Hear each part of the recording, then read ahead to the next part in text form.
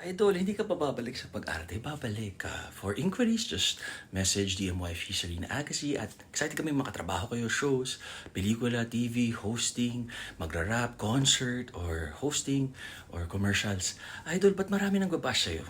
Pag marami nang babash sa'yo, ibig sabihin marami inggit sa'yo. Ganun lang yung kasimple. Kasi pwede ka naman nilang, wag na lang pansinin. Eh di ba, di sumikat ka pa, kumita ka. Kaya kung ano ka, sobrang wala kang confidence, mababatiin mo sa sarili mo, may depression ka, masama yun. Hindi nila alam ginagawa nila, pwedeng, di ba, mawala ka na lang sa mundo. Pero dahil may misis na ako si Sarina at happy naman ako, contented at ano ako sa sarili ko at sa Diyos, so okay naman ako kahit i-bash na i-bash, okay lang. The more bash, the more cash. Ano ba ba? I hope nasagot ko yung mga tanong nyo. Yun lang. So, I'm doing right now what makes me happy. Tama kayo, mali ako, I'm not your doctor. Konting galaw namin kasi importante. Or, worth it. Kasi business. Uso kasi ngayon sa social media, yung lalaitin mo, tapos lalaitin ka para maraming views, ma-entertain yung tao. 'Di ba?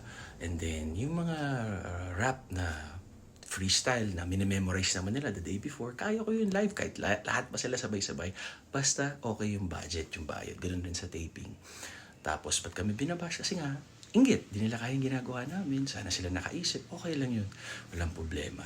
So, just be you. Try to be humble. Sorry, sinasagot ko po in the best way possible. Just being true. Kung ayaw nyo sa akin, ganun lang talaga. Ayaw ko rin naman sa inyo. So, yun lang. God bless. Always pray.